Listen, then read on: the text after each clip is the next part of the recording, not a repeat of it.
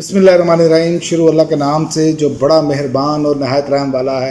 नाज़रीन, आज हम बात करेंगे, एक तो हुकूमत दोबारा सुप्रीम कोर्ट पर चढ़ दौड़ने के लिए तैयार है। उसी नतीजे में इन्होंने अपना इलेक्शन तरमीमी एक्ट जो है वो मंजूर किया। दूसरा उस पर बात करेंगे, जमात इस्लामी की मज़ीद धरनों का ऐलान है।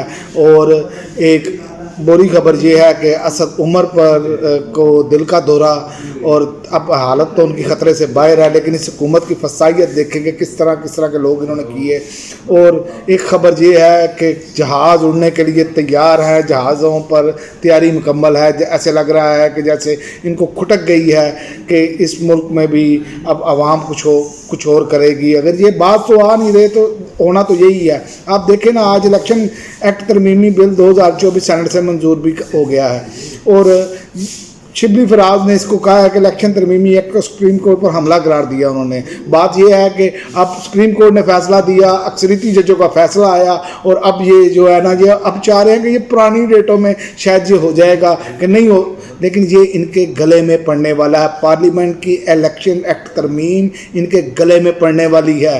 ये जब अल्लाह ताला किसी का को कहते हैं ना, वो मत मार दे, तो फिर ऐसी हरकतें करते हैं। सेक्शन 104 में तरमीम का इतलाक सदर के दस्तखत के बाद नोटिफिकेशन जारी होने के बाद माजी से नहीं हो सकता, और ये वकला कह रहे हैं, माहिरीन कानून कह रहे हैं, और इनको समझ नहीं आ रही। और दूसरा, मैंने आपको जो खबर बताई, वो असद उमर जो है अदालत पेशी के दौरान असद उमर को दिल का दौरा, और देखें आप कितने के डिप्रेशन में होंगे, कितनी की टेंशन में होंगे।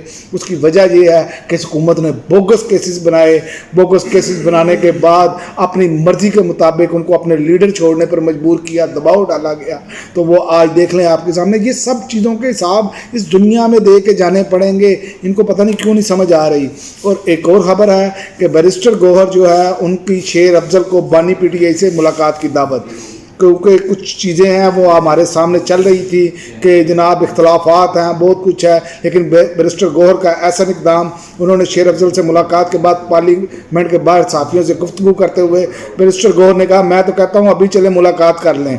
शेर अफजल मरवत की बुनियादी रुकनीत का नोटिफिकेशन जारी होना गलत फहमी है। चेयरमैन पीटीआई ने कहा, शेर अफजल मरवत का मामला हमारी पार्टी का अंदरूनी मामला है। शेर अफजल मरवत हमारे साथ है और रहेगा। 2 दिन सब्र कर जाएं, आपको अच्छी खबर मिलेगी। यहाँ तो आईनी तरमीम बदल जाती हैं, ये तो फिर एक नोटिफिकेशन है। तो बात यह है कि ये वाकई इनके अंदरूनी मसला है, लेकिन ये इमरान खान ने फाइनल करना होता है। ये बात याद रखें, लीडर इमरान खान है, लेकिन यहाँ पर ये मामला जो है, मुझे नहीं समझ आती कि ये क्या कर रहे हैं। इनको कैसी इनकी फनकारियाँ हैं कि ये अंदरूनी इख्तलाफात जो छोटे मोटे होते हैं, ये घरों में भी होते हैं, लेकिन ये बात देखकर समझते हैं कि हम पता नहीं क्या करने जा रहे हैं, लेकिन इनके साथ क्या होने जा रहा है। जमात इस्लामी ने लाहौर में वज़ीर-ए-आला हाउस के बाहर भी धरने का ऐलान कर दिया है। तर्जुमान के मुताबिक जमात इस्लामी 11 अगस्त को वज़ीर-ए-आला हाउस के बाहर धरना देगी। और तर्जुमान का कहना है, अमीर जमात इस्लामी हाफिज नईमुर्रहमान लाहौर धरने से खसूसी खिताब भी करेंगे। जमात इस्लामी के धरने को रावलपिंडी में 12 दिन और कराची में 4 दिन हो चुके हैं, और ये मामला बढ़ते चले जा रहे हैं। और अब हुकूमत कह रही है मुज़ाकरात की टेबल पर आएँ और मुज़ाकरात दोबारा से शुरू करें, लेकिन ये इस हुकूमत के पल्ले ही कुछ नहीं है जनाब। ये तो आए थे सारा कुछ माल मराद लूटने के लिए, और ये अपने केसेस माफ़ करवाने के लिए। ये अवाम को तो इन्होंने एक सहूलत नहीं दी, तो इसी तरह ही होना है। इसीलिए इनकी तैयारियां हैं। 12 तैयारे पाकिस्तान से उड़ान भरने के लिए तैयार हैं, ये शाहीन सबाई ने खबर दी है, और सीनियर जर्नलिस्ट हैं, और उनकी अमूमन अभी तक तमाम खबरें बेहतरीन और सच साबित हुई। लेकिन अब समझ नहीं आ रही, इस हुकूमत ने अपने आप को बंद गली में फंसा लिया है। अब ये कह रहे हैं कि इमरान खान माफ़ी मांगे, मगर नहीं पता, ये मुमकिन नहीं, क्योंकि खान ने कोई जुर्म किया हो तो वो माफ़ी मांगे, लेकिन ये खान से वो माफ़ी मांगने की बात कर रहे हैं। कोई जुर्म अदालत में साबित नहीं ये कर पाए। जो इन्होंने ज़बरदस्ती ट्रायल कोर्ट के ज़रिए मामला किए, वो बड़ी अदालतों में आके ओपन कोर्ट में उड़ गए। ये भी हमारे सामने है सारा कुछ। एक ही तरीका है आगे बढ़ने का, बामी मशवरे के साथ आगे बढ़े। इन बाकी शिकस्तशुदा लोगों का क्या होगा, असल सवालिया निशान ये है। इन सबको ये ख़तरा है कि खान इन्हें کھا جائے گا. لیکن بات یہ ہے کہ اگر آپ نے جرائم نہیں کیے تو آپ کو کوئی مسئلہ نہیں ہونا چاہیے. آئین اور قانون کا جب نفاذ ہوگا تو پھر جو آپ نے انتقامی کارروائی نہیں لیکن جو کچھ آپ نے کیا اس کا احتساب تو ہوگا نا. یہ پاکستان کو کہاں پر لا کر آپ نے کھڑا کر دیا.